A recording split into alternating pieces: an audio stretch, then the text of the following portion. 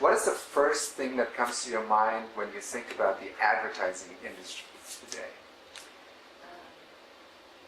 Exciting,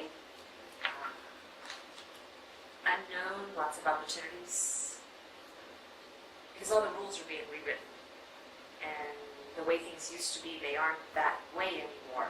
So much of what you're doing now is inventing. It isn't following a pattern. Like years and years ago, people would look through a CA or an awards book and say, oh, this typeface is really nice. I'm going to use it in mine, or I'm going to mimic this layout, or something like that. And so you would see a lot of duplication or mimicking of things, or pattern or style. It's now much more inventive. Craft of like topography or writing does not get the importance that it used to. That used to be the be-all, end-all if you were a director or copywriter. And now it's a lot more about being inventive and your observations on society and how brands fit into that. So your answer to this entire change is the manifesto of the School of Pop Culture Engineering. What does that mean? What does that mean? The School of Pop Culture Engineering means that to be good at this business, you need to pay attention to all of the things that are happening in the cultures, in culture. What people are doing, how they're absorbing media, how they're communicating with each other, how they're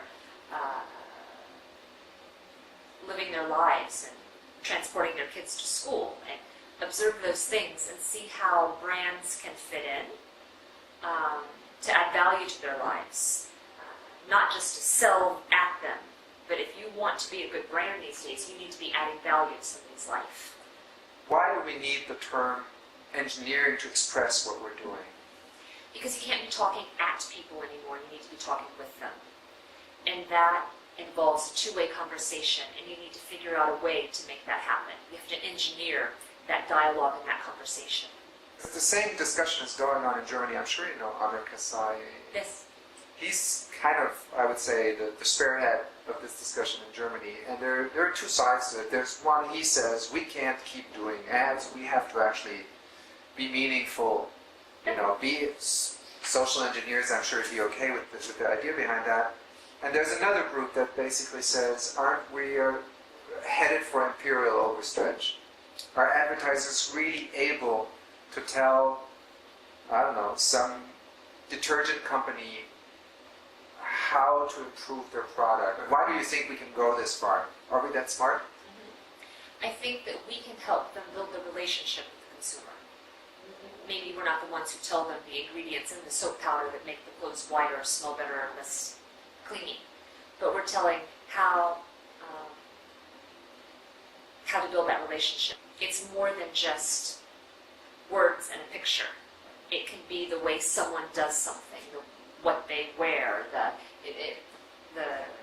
chips and shoes that build a community. I mean, that is definitely a technology in there, but the chip and the shoe is definitely a technology, but it's just another tool for us.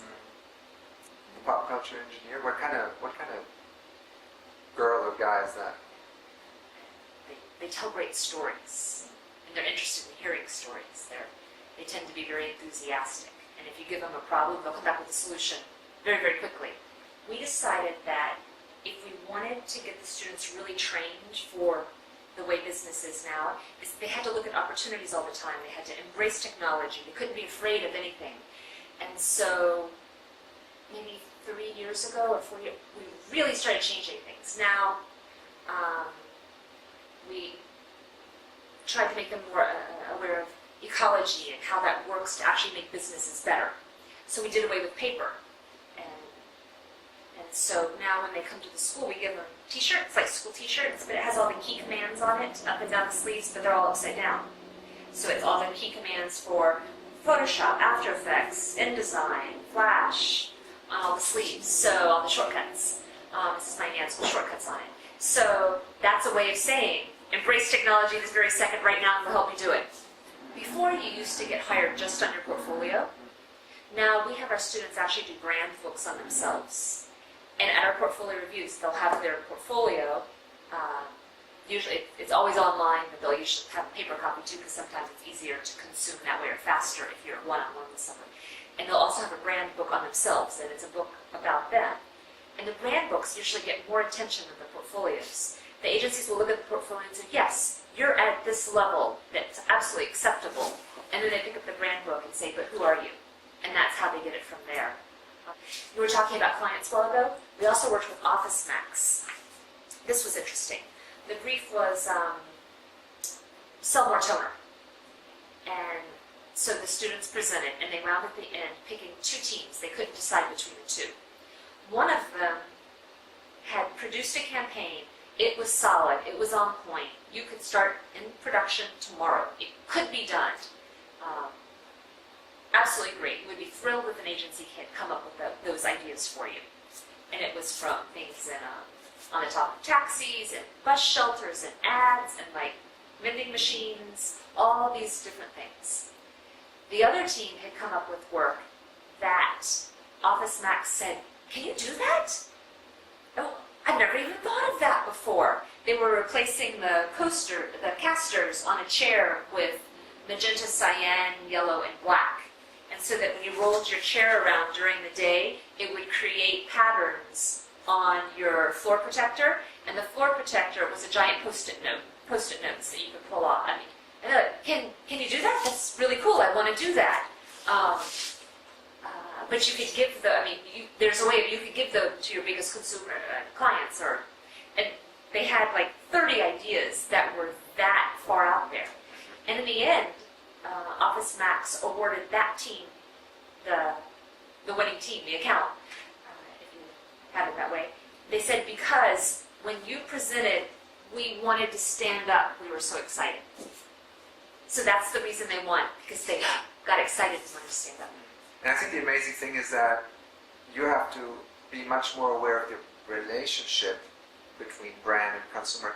And these days, much less focused on the technology, because we're getting back to a point where we can imagine it and somebody can build it. Yes. You need to be aware of what's possible, what's happening, paying attention to what's being done, but you don't have to be the programmer for it. There's the new touch Coke machines that they have, one at can, and the front of the Coke machine is a touch screen. We have a demo of it downstairs, and I've played with it over and over again, and I still like to go push the buttons, and you can spin the bottles, and if you put money in it, a hole opens up and the digital Coke falls out, or the Sprite, or the vitamin, and then you can pick the real one up. It's just, I want to live with it.